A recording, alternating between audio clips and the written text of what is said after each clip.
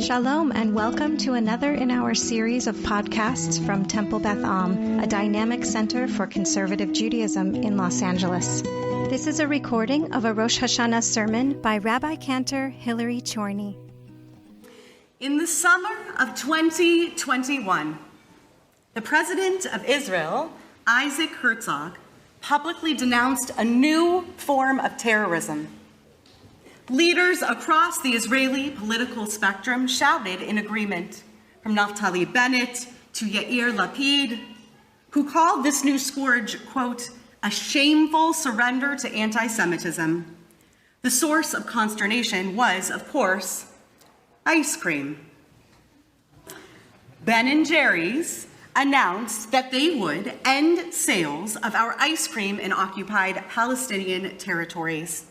The resulting uproar among Jews both in Israel and the United States was loud and angry from some, ponderous and considered from others. This is how the boycott of Ben & Jerry's became a litmus test, a kind of shibboleth for the ardently Zionist. Are you Zionist or not? Do you eat Chunky Monkey or Cherry Garcia? Suddenly, this mattered on a whole new level. Throughout the summer of heated debate over frozen treats, what I felt most was my distance from Israel. I'm not one to express my Zionism through either brand loyalty or boycotts.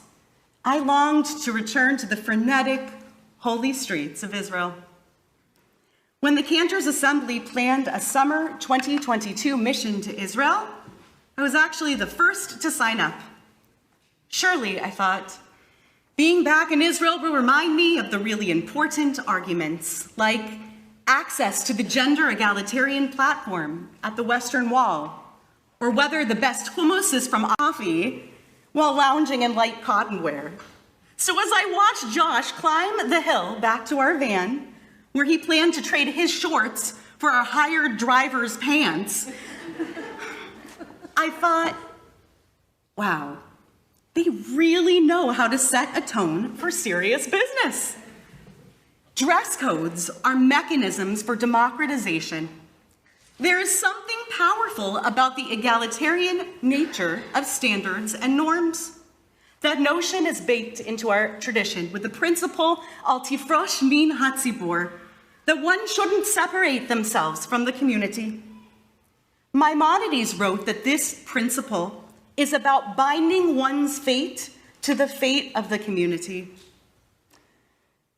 If the community is suffering, we are meant to share in that suffering. We are bound up with one another. This injunction charges us to lean into the norms of our fellow community members. Pray like them, dress like them, be like your neighbors, no better and no worse. When we scrub away divergence, we're left with a powerful core. There's strength in the alikeness created by strictly enforced norms. But what if sameness isn't the goal? What if we reimagined the fabric of our Jewish narratives? Through the whirlwind days of our Israeli mission, I found my outlook on Judaism challenged, not by the curious or furious Haredim, and not by the Chilonim, the secular Jews, who don't attend synagogue, but if they did, it would be an Orthodox one. No, I was challenged by our Masorti, conservative movement cousins, to re-envision our Judaism, to re-envision our Zionism as a kaleidoscopic quilt. The Masorti movement in Israel works every day to protect and serve and promote freedom of religious expression by all Jews throughout the Retzef Yahadut, the spectrum of Judaism. And in a world of spectra, gender, sexuality, language, politics, they see not one single idea, not one single ideal version of Judaism, but many Judaisms, each worthy, each valid. Now, my outlook on Judaism and Jewish life was formed during my seminary years, where the chancellor of our institution was Dr. Arnold Eisen. Eisen is a sociologist, and he sees the conservative movement as the pillar that holds up the vital religious center. He teaches that what we need is a secure nucleus, a macro community of Jews that lives somewhere between the polarities of strict adherence to Jewish law and total autonomy. For years, I championed this concept that the vital religious center is the magnetic core of Jewish continuity and communal verve. Like Eisen, I saw the vital religious center from traditional leaning Reform Judaism to the most liberalized modern Orthodox denominations as a support beam for diaspora Judaism, committed to neither assimilate nor self-ghettoize, but rather to live Judaism among the peoples of the world with the fortitude to stretch and grow. Conservative Judaism, those Jews in the middle, once seemed like the Platonic ideal of Judaism, poised for maybe an evolutionary win. Conservative Jews and our nearest neighbors in practice are possessed of joyful flexibility. Remember that one? Susan's here, it made it in. They're also possessed of principled flexibility. The Talmud speaks of this kind of elasticity in the language of metaphor. Be like a reed, steadfast and limber. Rabbi Yochanan taught this reed stands in a place of water. Even if all the winds in the world were to come and blow against it, they cannot move it from its place. Rather, it sways with them until the winds subside and the reed still stands in its place. The vital religious center is that reed, swaying but refusing to yield fully to the winds of societal change. My Judaism, my very American Judaism, is steady and it's pliable. I lead from the center and I drive my community, my people, towards the center. Masorti leaders in Israel, on the other hand, they aren't interested in shaping a singular unified religious center. The Masorti movement practices radical welcome, embracing nearly every version of Jew. The platform for egalitarian prayer at the Kotel is a space where the big tent of Masorti Judaism shines, inviting every Israeli and every Jew into prayer, no matter how they choose to craft their experience. The movement is just as excited to welcome a Reform or Reconstructionist bat mitzvah celebration with Torah reading on a Wednesday, not when the traditional Torah readings take place, as they are to support a minyan with a mechitza separating men and women. These are all valid Judaisms, each worth celebrating and supporting and lifting up. But Masorti Judaism in return is hardly validated by the state of Israel. The day our cohort went to the Knesset, we met with a member of Knesset. Some of you may remember my telling this story just upon my return. The member of Knesset was Inbar Bezek. Bezek's marital status was a mess when it came to all things Israeli bureaucracy. Such a wedding was not registered with the religious authorities of the state. Once, sitting across from a city official, she was told that her marriage was just in her head. That rather shocking declaration rattled around such that it became a meme in their family. She'd ask her husband to do dishes and he'd say, "No, I'm not your husband. That's just in your head." Inbar and her husband are among the 500,000 Israelis today who cannot get properly married according to the state due to issues of identity, status, and the status of the rabbinic ordination of their officiant. You see, when Bezek started to plan her wedding some 20 years ago, she was frustrated to discover that the Rabbanut, the controlling religious body in the modern state of Israel, enforced provisions that limited her options in annoying ways. For example, she wanted to get married after 1 p.m. on a Friday afternoon, which was forbidden according to the directives of the Rabbanut, not Judaism, the Rabbanut, lest Shabbat be violated. Ultimately, Inbar opted to get married by a rabbi who was registered with the Masorti movement in Israel, and she had the wedding she desired. What is most remarkable about this story is that member of Knesset Bezek is not a staunch conservative Jew. She never went to Camp Ramah that I know of. She's not an alum of the Israel Noam youth movement, the Masorti youth movement, but she is one of the many, many Israelis who benefits from the spirit and actions of the Masorti movement. Their tent and their reach is profound, and it's expanding every day as they fight for legal and social validation. This notion of championing pluralism was infectious, and frankly, I found my perspective shifting.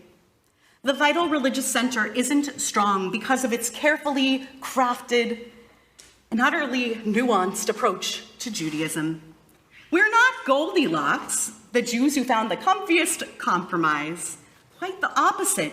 The Jews of the Vital Religious Center make up a divergent collage of Jewish practices. We are profoundly convinced by the power of religious diversity. Deep believers that variety is the spice of spiritual life. We are content to build communities where we trust and respect the way that someone else's kashrut or sense of personal modesty or Shabbat observance looks wildly different from our own. We're home for all kinds of Jews and home to infinite Judaisms. While conservative Judaism has historically worked to strengthen the modern, nuanced center, Masorti Judaism is boldly paving the path to make space for all Jews and all Judaisms. When we break the binary, we make space for the full spectrum of Jewish expression. We set the table for Judaisms that we haven't even begun to imagine. I tell every bar and bat mitzvah in our first meeting that nothing would bring me greater joy than to meet them 20 years from now and say, hey, this is what they'll say. Remember me, Cantor Chorny? You officiated at my bar mitzvah. Now I belong to this kind of, well, I guess you wouldn't call it a congregation. A bunch of us, we meet every other week at this campground, and it's praying and it's stuff, and it's hard to explain, but it's my community, and I love it. I want to nourish a pluralistic approach to Judaisms that explode with creativity.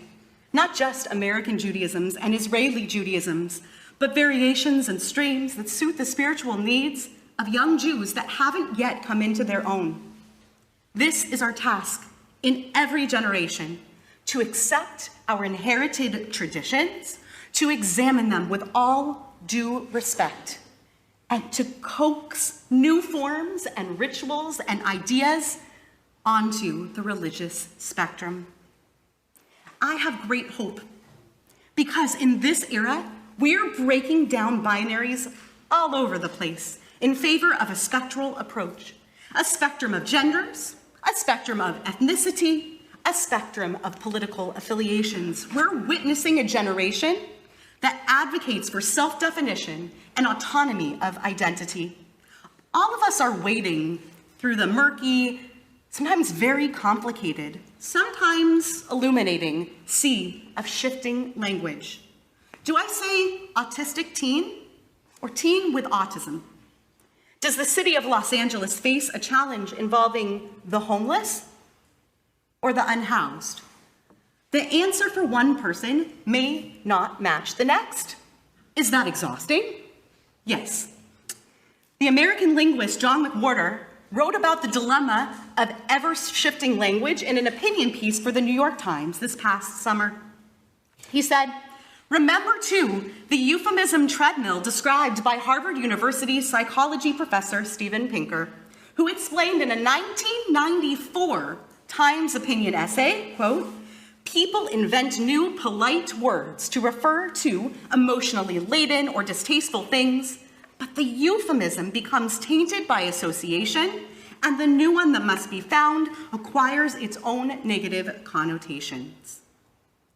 McWhorter continued, for example, the pathway from crippled to handicapped to disabled to differently abled, new words ultimately don't leave freighted ideas behind. They merely take them on. Far better to teach people what you think they should think about something and why, instead of classifying the way they express themselves about it as a form of disrespect or backwardness. After a while, if you teach well, they won't be saying what you don't want them to say. Mind you, you may not be around to see the fruits of the endeavor. A frustrating aspect of change is that it tends to happen slowly, but change words is no watch cry for a serious progressivism. This lexical drift, as McWhorter calls it, is natural, constant, it's flowing, it's an ever-evolving process as society chases new ideals and norms. Linguistic norms are nebulous. It is a feature, not a flaw, that language is complex and dissonant, varying from person to person. The resulting cacophony is a thing of beauty, like the messy chorus of voices during our prayer services. What matters is that we're in conversation about the power of the words we choose. I try to approach language with curiosity. I use language that invites others to utilize changing vocabulary, but I'm also aware of the potential to wield language in a way that unintentionally damages relationships I treasure, that my deployment of these relatively new terms can inadvertently signal to others that I'm gatekeeping language. What if they don't invoke the same terms I use? Do they wonder that all find fault in their language? Or worse, find fault in them? What if I catch them using an outdated term? That would be like catching them with a double scoop of Ben & Jerry's. Policing the language of others directly or through inference, that does little to move society in a positive direction. But freezing language in place is equally untenable. Slowly but surely, the lexicon is drifting. Accepting a plurality of defensible ways to speak, embracing the wild differences in the way we express our Jewish identities. These are uncomfortable practices, but they're productively uncomfortable. We're told in the Torah that there was once an iteration of humanity that was of one mind and one language. In the incident of the Tower of Babel, God caused our people to become niflaga, scattered. The basic takeaway of this biblical tale is that the utter unity of language and thought lead to a narrow place, and our diversity of practices and divergent vocabularies is the will of the divine. Our human instinct is to build consensus and insist on convergence, but we are made stronger and healthier by our differences and by our many Judaisms. Just as language and religion perpetually drift, ideologies blossom and shift. The piece of Jewish identity that seems to me most confoundingly trapped in the binds of a mighty binary is Zionism itself. One is either a Zionist or not. You either eat Ben & Jerry's or you refuse Vermont's finest. Passionate Zionists insist that theirs is the only authentic way to love and support Israel.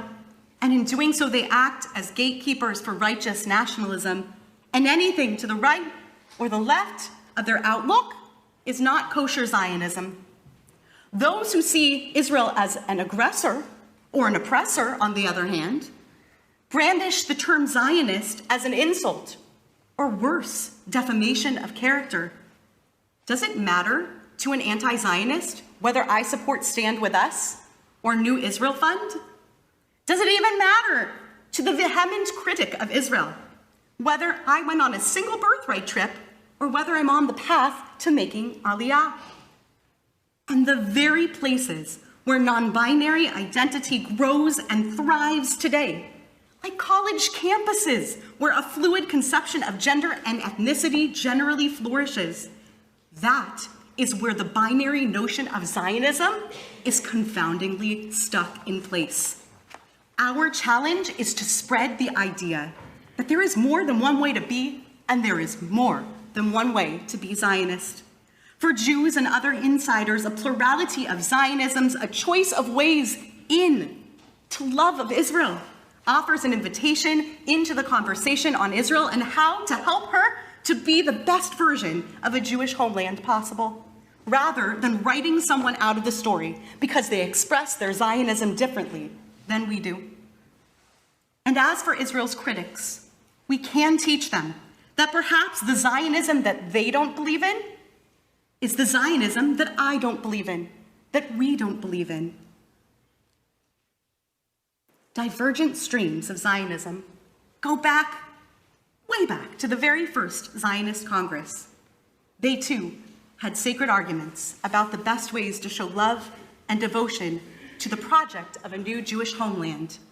Let's keep that alive. For Zionism to thrive, much like Judaism, we have to believe that spiritual, political, and personal evolution is possible and natural. I might even suggest it's the goal. The Zionism of 2022, it cannot possibly be the same as the Zionism that fueled the Chalutzim, the pioneers who founded the state 70 years ago. But then again, we've changed too. We're changing all the time. I want there to be a Zionism that fits me at this stage in my life, just as there was a Zionism that was right for me at age 8 and a different Zionism that was right for me at age 18. If we stick to the binary, you're Zionist or you're not, we've closed the gates on the many people who deign to love Israel differently. When we affirm someone else's Zionism, we expand the circle of devotion to the project of building a sustainable Jewish state. We're here in the Scansburg Sanctuary on Rosh Hashanah, an ingathering of Jews who share a calendar, a love of egalitarian traditional practice, and a sense of the power of the collective. But we are not a melting pot. We are, as some sociologists describe, and I happen to love this metaphor, a salad bowl. A cultural mosaic in which we can pick out our divergences, and they are all worthy of celebration. The Jewish people is a mighty alliance, inextricably connected, even and especially where we express our Judaisms and we express our Zionisms in wildly different ways. I treasure the modern Jewish project, a challenge to live side by side with those whose personal truths clash lightly and not so lightly with my own. I know deep in my soul that my fate is bound up with the rest of the Jewish people and with the rest of humanity, even those whose taste in religion and politics and hummus are nothing like my own. It gives me great hope that Judaism and Zionism will never grow stale. As we shapeshift and transform, so too does the way we pray. So too does the way we speak. So too does the way we conceive of our second homeland. It is exhausting, and it is exhilarating. You have been listening to another in our series of podcasts from Temple Beth Am, a dynamic center for conservative Judaism in Los Angeles. If you enjoy these podcasts, we invite you to write a review on the Apple Podcast site or wherever you get your podcasts. For more information about Temple Beth Am Los Angeles, go to tbala.org.